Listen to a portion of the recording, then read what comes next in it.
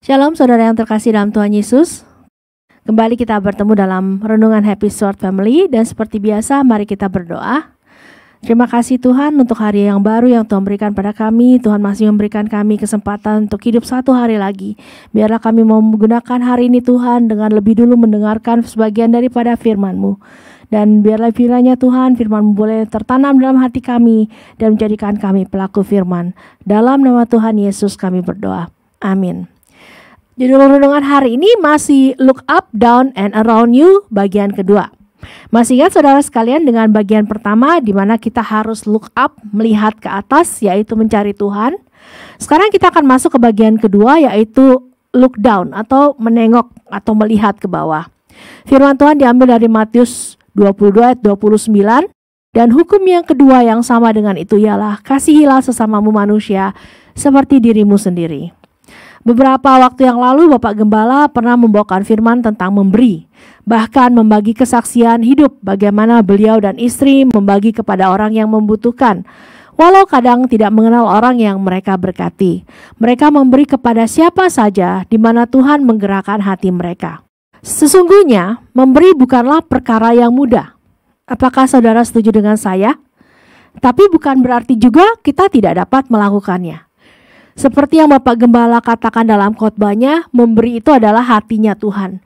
Tuhan selalu ingin memberi. Dan kalau kita sudah memiliki DNA Kristus dalam kehidupan kita, maka kita pun dapat memberi. Kalau memberi dari kelebihan kita, tentu itu hal yang biasa saja. Kita dapat memberi donasi kepada korban bencana alam, kepada orang yang sakit parah yang memerlukan bantuan untuk biaya pengobatan yang mahal, dan lain sebagainya.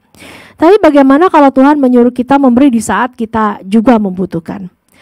Pastinya ada pertentangan yang luar biasa saat kita harus memberi, di mana saat itu kita juga membutuhkan, atau saat itu memang uang kita hanya tinggal sedikit. Apa yang harus kita lakukan? Apakah kita memberi atau tidak? Saya sendiri mengalami hal tersebut. Di satu sisi saya sangat membutuhkan, sementara di sisi lain saya tergerak untuk memberi. Terjadi pertentangan yang luar biasa.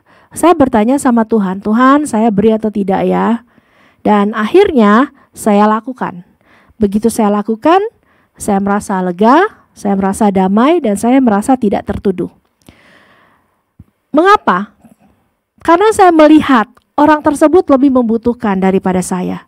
Dan ya seperti yang saya katakan tadi, di saat saya mengikuti perintah Roh Kudus, di saat saya memberi, justru hati saya merasa damai dan sukacita. Saya memberi bukan karena sok-sokan, bukan karena ikut-ikutan, tapi saya mau belajar menjadi pelaku firman. Apa yang saya dengar setiap minggu dari firman Tuhan yang disampaikan Bapak Gembala, itu yang saya coba untuk lakukan. Tanpa niat apapun juga, tetapi karena saya hanya mau belajar, mau jadi pengikut Kristus yang sungguh-sungguh, bukan cuma sekedar orang Kristen.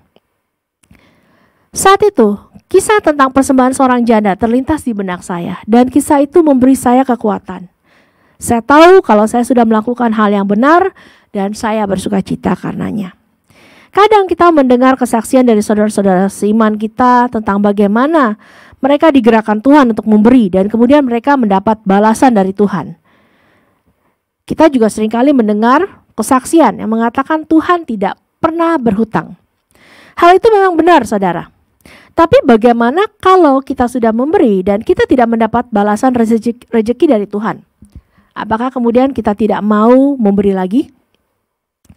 Ada kisah dalam Daniel 3 ayat 1-30 di mana Sadrak, Mesak, dan Abednego diperhadapkan pada perapian yang menyala-nyala karena mereka tidak mau menyembah patung yang didirikan Raja Nebukadnezar. Saat itu di ayat 17 dan 18 dikatakan, jika Allah kami yang kami puja sanggup melepaskan kami, maka ia akan melepaskan kami dari perapian yang menyala-nyala itu dan dari dalam tanganmu ya Raja. Tetapi seandainya tidak, hendaklah Tuanku mengetahui ya Raja, bahwa kami tidak akan memuja dewa Tuanku dan tidak akan menyembah patung emas yang Tuanku dirikan itu.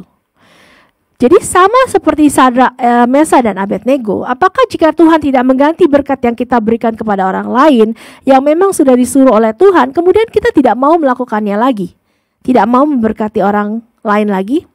Kita harus punya prinsip seperti Sadrak, Mesak, dan Abednego. dalam hal memberi ini ya saudara. Kalau Tuhan mau gantikan, saya mengucap syukur. Kalau Tuhan tidak gantikan pun, saya tetap mengucap syukur. Yang penting saya sudah belajar untuk taat, untuk melakukan perintah Roh Kudus di dalam hati saya, untuk menjadi pelaku firman. Perkara Tuhan ganti atau tidak, itu hak istimewanya Tuhan. Yang pasti saya percaya Tuhan tahu apa yang saya perbuat.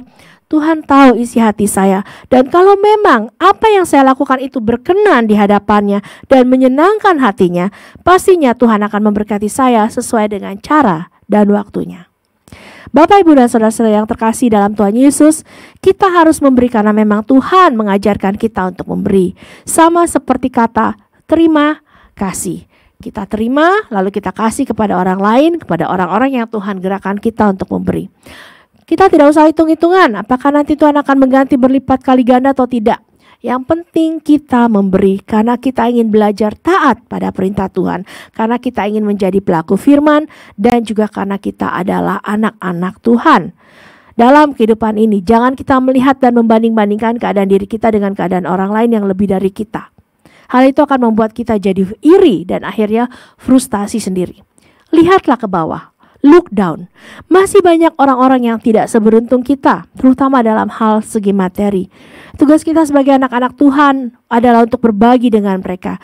Tidak hanya bantuan materi, tapi juga berita keselamatan. Mari kita belajar mengasihi sesama kita manusia seperti yang Tuhan Yesus perintahkan kepada kita.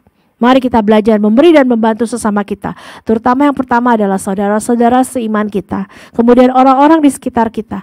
Siapapun mereka yang Roh Kudus gerakkan hati kita untuk memberi, berilah pada mereka. Mari kita berdoa. Kami mengucap syukur terima kasih untuk firman-Mu pada hari ini Tuhan. Mengingatkan kami untuk mengasihi sesama kami manusia. Seperti kami mengasihi diri kami sendiri. Dan kami boleh belajar memberi Tuhan. Karena memberi adalah hati-Mu. Kami mau jadi anak-anak-Mu Tuhan. Yang sungguh-sungguh melakukan segala perintah-Mu Tuhan. Bukan anak-anak kaleng-kalengan Tuhan, bukan anak abal-abalan, tapi kami mau sungguh-sungguh jadi anak-anak Tuhan yang melakukan segala perintah Tuhan. Walaupun kadang kami diperhadapkan pada kenyataan bahwa kami sendiri membutuhkan, tapi ajar kami untuk selalu taat. Terima kasih buat firman-Mu hari ini Tuhan. Dalam nama Tuhan Yesus kami berdoa dan mengucap syukur. Amin. Kita memberi karena kasih Allah. DNA Kristus yang ada di dalam kita memampukan kita memberi dari keterbatasan kita. Memberi dari kelimpahan itu hal yang biasa. Memberi dari kekurangan itu hal yang luar biasa. Sampai bertemu dalam renungan berikutnya. Tuhan Yesus memberkati.